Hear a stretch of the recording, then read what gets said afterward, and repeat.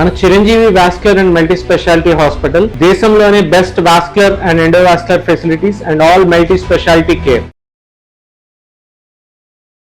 నమస్తే ఉమా గారు. నమస్తే అమ్మా. జూలై మాస ఫలితాలు కనుక మనం చూసుకుంటే ద్వాదశ రాశుల వరకు అసలు ఏ విధంగా ఉండబోతుంది అంటారు? ప్రత్యేకించి ఈ మాసంలో ఒక్కొక్క రాశి వారు ఏ జాగ్రత్తలు పాటించాలి? ముందుగా గోచార రీత్యా కనుక మనం చూసుకుంటే గ్రహ సంచారాన్ని బట్టి 12 రాశుల వరకు అసలు ఏ విధంగా ఉండే అవకాశం ఉంటుంది అంటారు? తప్పనిసరిగా అమ్మా, జూలై మాసంలో మనం తీసుకుంటే కనుక గ్రహ సంచారములన్నీ కూడా డీటెయిల్గా చూద్దామండి.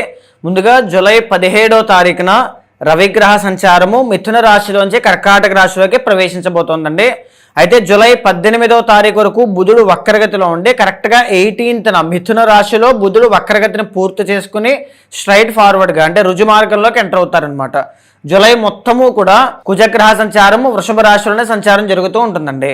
జూలై 4వ తారీఖున శుక్రగ్రహ సంచారము సింహ రాశిలోకి ప్రవేశిస్తుందమ్మా. ఇది కాకుండా దీర్ఘ సంచారిత గ్రహాలు అనేటువంటి 4 కూడా కర్కాటక రాశిలో గురుడు, సింహరాశిలో కేతువు, కుంభరాశిలో రాహువు, మీనరాశిలో శని. సో వీళ్ళందరూ కూడా యథాస్థానంలో అక్కడక్కడే ఉన్నారండి. సో దీని ఆధారంగా జూలై మాసంలో ద్వాదశ రాశుల వాళ్ళకి ఎన్ని గ్రహాలు అనుకూలంగా ఉన్నాయి, ఎక్కడెక్కడ జాగ్రత్తగా ఉండాలి, ఏ విషయాల్లో జాగ్రత్తలు తీసుకుంటూనే రెమెడీస్ అనేటువంటివి ఆచరించాలో మనం డీటెయిల్గా చూద్దామమ్మా. సింహరాశి వారి కనుక మనం చూసుకుంటే గ్రహ సంచారాన్ని బట్టి ఈ మాసాంతం అంటే జూలైలో అసలు ఏ విధంగా ఉండే అవకాశం ఉంటుంది అంటారు? తప్పనిసరిగా అండి, సింహరాశి వాళ్ళకి మనం డీటెయిల్గా జూలై మాసంలో ఎన్ని గ్రహాలు అనుకూలంగా ఉన్నాయి, ఎక్కడెక్కడ జాగ్రత్తగా ఉండాలో మనం డీటెయిల్గా చూస్తే అండి, సింహరాశి వాళ్ళకి జూలై మాసంలో 3 గ్రహాలు దివ్యంగా అనుకూలిస్తున్నాయమ్మా. లాభంలో రవిగ్రహ సంచారము 17వ తారీఖు వరకు అనుకూలంగా ఉంది. లాభంలో బుధగ్రహ సంచారము మాసము మొత్తము కూడా నెల మొత్తము కూడా బుధుడు చాలా బాగున్నారండి. 12వ స్థానంలో శుక్ర సంచారం అనేటువంటిది చాలా అనుకూలంగా ఉంది. 12-1 స్థానంలో శుక్ర సంచారం అనేటువంటిది చాలా అనుకూలంగా ఉంది అని చెప్పచ్చమ్మా. అయితే ముఖ్యంగా మనం తీసుకుంటే లాస్ట్ ప్రీవియస్ వీడియోస్లో రవి బుధుల యొక్క యోగము బుధ ఆదిత్య యోగం అనేటువంటిది సింహరాశి వాళ్ళకి పట్టింది అని చెప్పి, అది కూడా లాభస్థానంలో పట్టడము చేత సెల్ఫ్ కాన్ఫిడెన్స్ అనేటువంటిది పెరుగుతుంది. గౌరవ మర్యాదలు తెలివితేటల ద్వారా అనుకున్నవన్నీ కూడా సాధించుకుంటారని చెప్పి చాలా సందర్భాల్లో మనం చెప్పుకున్నామండి. అయితే ఆ యోగము ఆ రాజయోగం అనేటువంటిది 17వ తారీఖుతో ముగిసిపోతుంది. ఎందుకంటే 17వ తారీఖున రవి 12వ స్థానంలోకి ఎంటర్ అయిపోతారు. సో 17th వరకు మాత్రమే సింహరాశి వాళ్ళకి అదృష్టం అనేటువంటిది ఉంది. మీ తెలివితేటల ద్వారా అదృష్టాన్ని చేపట్టడము కానీ, ఉద్యోగ ప్రాప్తి కానీ, ఆరోగ్యము కానీ, ధనయోగము కానీ, బిజినెస్ వ్యాపారంలో మంచి అభివృద్ధి లాభాలు కానీ, స్టాక్ మార్కెట్ కానీ, ట్రేడింగ్ కానీ, ఇన్వెస్ట్మెంట్స్ కానీ ఇలాంటివన్నీ కూడా తప్పనిసరిగా 17వ తారీఖు వరకు బాగున్నాయి. ఆ తర్వాత కూడా కొద్దిపాటి అనుకూలంగా ఉంటాయి బుధుడు వల్ల. కానీ రవి అనేటువంటి ఆయన బాలేదు. సో రవి అనేటువంటి ఆయన 17 తర్వాత బాలేదు కాబట్టి ఎలాంటి ఫలితాలు ఇస్తారు? జన్మానికి అధిపతి కాబట్టి అనారోగ్య సమస్యలు కనబడతాయి, ఫస్ట్ లార్డ్ కాబట్టి. సో తర్వాత కొద్దిపాటి అవమానాలు, పనుల్లో ఆటంకాలు 17 తర్వాత కనబడడం, కాన్ఫిడెన్స్ లెవెల్స్ అనేటువంటివి తగ్గడము, కోపము పెరగడము, ఫ్రస్ట్రేషను, స్ట్రెస్, యాంగ్జైటీ లాంటివి పెరగడంతో పాటుగా తలనొప్పులు, హెడేక్స్ అనేటువంటి 17వ తారీఖు తర్వాత ఎక్కువగా పెరుగుతాయమ్మా. 17th వరకు వెల్ అండ్ గుడ్ చాలా బాగుంది. 12వ స్థానము 1వ స్థానంలో శుక్రగ్రహ సంచారం వల్ల ధనయోగము అనేటువంటిది ఉంటుంది. 12లో శుక్రుడు ఉన్నప్పుడు ఎలాంటి ధనయోగాన్ని ఇస్తారండి? డబ్బులు ఖర్చు పెట్టుకోవడం. ఫర్ ఎగ్జాంపుల్, డబ్బు సంపాదించడానికి పరమార్థం ఏంటి అంటే ఖర్చు పెట్టుకోవడమేనండి, దాచుకోవడం కాదు. సో ఆ ఖర్చు పెట్టుకోవడం అనేటువంటిది చాలా క్వాలిటీగా ఖర్చు పెట్టుకోవడం, కావాల్సిన బట్టలు, కావాల్సిన ఫుడ్ కానీ, కావాల్సిన వస్తువులు కానీ కొనుగోలు చేయడం అనేటువంటిది 4వ తారీఖు లోపు జరిగితే 4వ తారీఖు తర్వాత నుంచి ఆ కొనుగోలు చేసిన వాటిని అనుభవించడం లాంటివి కనబడుతూ ఉంటాయి. ఫస్ట్ హౌస్లో శుక్రుడు కాబట్టి.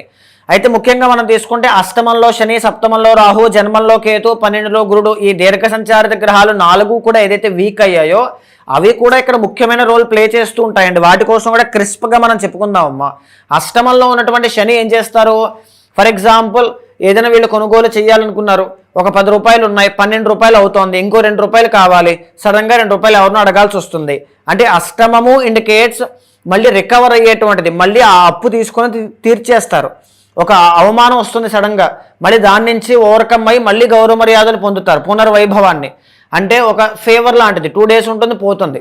అష్టమము ఇండికేట్స్, అష్టమ శని అంటే కష్టం ఏదైనా వస్తుంది, బట్ వెంటనే దాని నుంచి రికవర్ అవుతారు కూడా. సడన్గా కష్టం రావడం, మళ్ళీ రికవర్ అవడం, ఇలాంటివి అన్ని ఆస్పెక్ట్స్లోనూ కూడా, హెల్త్ కానీ, మనీ కానీ, అవమానాలు కానీ, ఖర్చులు కానీ, ఇలా అన్ని ఆస్పెక్ట్స్లోనూ కూడా అష్టమ శని అనేటువంటిది ఎప్పుడు ఎలాంటి ప్రభావాలు ఇస్తుందో చెప్పలేము. వచ్చే సంవత్సరం వరకు ఉంది కాబట్టి ఈ నెలలో కూడా జాగ్రత్తగా ఉండాల్సిందే. ఓకే. ఇంకొక మాట, అష్టమస్య ప్రాణ సంకట అంటాం. అంటే వాహన ప్రమాదములు కానీ, ఇంట్లోనే ఏదో పని చేస్తున్నప్పుడు ఏదైనా గాయాలు అవ్వడం కానీ, ప్రమాదములు సంభవించడం కానీ ఇలాంటివి తప్పనిసరిగా జరుగుతాయండి. సో అష్టమ శని దోషం నుంచి తప్పించుకోవడానికి రెమెడీస్ చేసుకోవడం కంటే ఉత్తమమైన మార్గం లేదు. జాగ్రత్తగా ఉండడం, రెమెడీస్ చేసుకోవడం. రెమెడీస్ ఏం చేసుకుంటే మంచిది? చాలా సందర్భాల్లో చెప్పుకున్నామండి. శివుడికి నల్ల నువ్వుల నూనెతో అభిషేకం చేయాలి, ఒకవేళ తీవ్రత ఉంది అని మీకు ఆల్రెడీ అర్థమైతే. లేదు అనుకుంటే ఇంకొక ముఖ్యమైన రెమెడీ చెప్పాలి అంటే, మర్రి చెట్టుకి ఉదయం పూట ఆ వేర్లు ఉంటాయి చూస్తారా, ఆ వేర్లు తడిచేలాగా నీళ్లు పోసి ఆ తడిచిన మట్టిని నుదుటిన బొట్టు కింద పెట్టుకోండి. మీకు ఒక రక్షణలా కనబడుతుంది. అష్టమ శని దోషం మిమ్మల్ని ఇబ్బంది పెట్టదు. సప్తమంలో ఉన్నటువంటి రాహువు అండి. సప్తమ రాహువు ఏం చేస్తారు? బిజినెస్లో చికాకులు, మెరిటల్ లైఫ్లో చికాకులు, మనస్పర్ధలు, అభియోగాలు ఎన్నో రకాలుగా తీసుకొస్తూ ఉంటారు. సో రాహు అనేటువంటి ఆయన ఇల్యూజన్స్, మాయ, ఒక పొగలాగా కమ్ముకుని మెరిటల్ లైఫ్లో ఇబ్బందులు తీసుకురావడానికి ఉన్నారు. కాబట్టి రాహు యొక్క మాయను ఛేదించడానికి మీరు ఎలా ఆలోచించాలి? ఎక్కడా కూడా మీ మెరిటల్ లైఫ్లో డిస్టర్బెన్సెస్, మిస్అండర్స్టాండింగ్స్ ఉండకూడదు.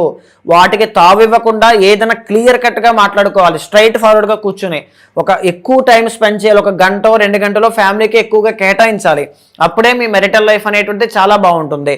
మిడిల్ మెన్స్ ఎవరైనా ఉంటే, మధ్యవర్తులు ఎవరైనా ఉండి మీ మధ్యలో దూరం ఇబ్బంది పెడుతూ ఉంటే వాళ్ళని ముందుగా దూరం పెట్టండి. వాళ్ళే రాహు. సో దూరం పెట్టండి, అప్పుడే బాగుంటుంది. జన్మల్లో ఉన్నటువంటి కేతు వల్ల ఏం జరుగుతూ ఉంటుంది? ఫర్ ఎగ్జాంపుల్, ఏ నిర్ణయం తీసుకున్నా దాంట్లో స్టేబుల్గా, స్టాండర్డ్గా ఆలోచించలేరు, ఉండలేరు. కన్సిస్టెన్సీ కనబడదు. ఉదయం ఒక ఆలోచన, సాయంత్రం ఒక ఆలోచన. సో వీటి నుంచి బయటపడాలి. దీనివల్ల ఏంటంటే మనశ్శాంతి ఉండదు. కాసేపు ఇది ఈ కలర్ బాగుంటుందని, కాసేపు ఇంకొక కలర్ బాగుంటుందని, ఇంకోటి ఏదో బాగుంటుందని, ఈ 3 కొన్నా సరే ఇంకోటి ఏదో బాగుంటుందేమో అనే ఒక సాటిస్ఫాక్షన్ కనబడదండి. దీనివల్ల సంతృప్తి ఉండదన్నమాట. నిద్ర ఉండదు, ఏమీ ఉండవు. సో ఇవే కాకుండా మనం బాగా గమనిస్తే 12వ స్థానంలో గురుడు, ఖర్చులు అనమాట. ఇంట్లో ఏదైనా శుభకార్యాలు జరగడం, ఖర్చులు పెరగడం లాంటివి ఉంటాయి. అయితే జూలై మాసం మొత్తము కూడా మీకు కుజుడు అనేటువంటి ఆయన అనుకూలంగా లేరు. సో దీనివల్ల మీతో కలిపి పనిచేసేటువంటి వాళ్ళు ఎవరైతే ఉంటారో వాళ్ళ ద్వారా చిన్న ఇబ్బందులు, కెరీర్ విషయంలో మాట పట్టింపులు అనేటువంటివి రావచ్చు. బట్ అవి కూడా మినిమల్గానే, పెద్దగా టెన్షన్ పడాల్సిన పని లేదు. 17వ తారీఖు వరకు అయితే చాలా బాగుందండి. కంపేర్ చేస్తే ఫస్ట్ హాఫ్ అనేటువంటిది చాలా బాగుంది, సెకండ్ హాఫ్ అనేది యావరేజ్గా ఉంది. మీరు ఏదైనా ముఖ్యమైన పనులు, ఏదైనా ఆరోగ్యానికి సంబంధించిన ట్రీట్మెంట్స్ కానీ, ముఖ్యమైన డీలింగ్స్ కానీ, లేకపోతే ఏదైనా కావచ్చండి. ఏదైనా జాబ్ ట్రయల్స్ చేయాలి, లేకపోతే బిజినెస్ని ఎక్స్పాండ్ చేయాలి, ఇన్వెస్ట్మెంట్స్ చేయాలి, ఏది ఉన్నా సరే 17వ తారీఖు లోపు చేసుకోవడం అంటే చాలా ఉత్తమం. ఆ తర్వాత అయితే కొంచెం పనుల్లో ఆటంకాలు డెఫినెట్గా మీకు కనబడతాయి. హెల్త్ కూడా కొద్దిగా చూసుకోండి, ఖర్చుల్ని అదుపు చేసుకోండి. ప్రతిదానికోసం అంత డీప్గా ఆలోచించేయొద్దు. ఏది జరగాలో అదే జరుగుతుంది. వ్యక్తిగత జాతకం చూసుకుని నిర్ణయాలు తీసుకోవడం చాలా మంచిది. ప్రయాణాలు చేసేటప్పుడు కాస్త జాగ్రత్తను వహించండి. ఎక్కడైతే మీరు పని చేస్తుంటారో అక్కడెక్కడా కూడా మిస్అండర్స్టాండింగ్స్ అవి కూడా ఏమి తావివ్వకుండా జాగ్రత్త చూసుకోండి. ఫ్యామిలీకి ఎక్కువగా టైం స్పెండ్ చేయండి, చాలా బాగుంటుంది. ఓకే. సో ఎవరైనా సరే ఈ వీడియో కనుక చూస్తూ ఉంటే, ఇది గోచర రీత్యా చెప్పిన జాతకం కాబట్టి జన్మ జాతక రీత్యా ఒకసారి ఉమాగారిని కలిసి ప్రత్యేకించి రాశివారు జాతకాన్ని చూపించుకొని దానికి తగ్గట్టు పరిహారాన్ని లేదంటే పూజని ఆచరించాలి అనుకుంటే కింద ఒక నెంబర్ స్క్రోల్ అవుతూ ఉంటుంది, దాన్ని మీరు కాంటాక్ట్ చేయొచ్చు. థ్యాంక్ యూ ఉమా గారు, థ్యాంక్ యూ సో మచ్. నమస్తే అమ్మా.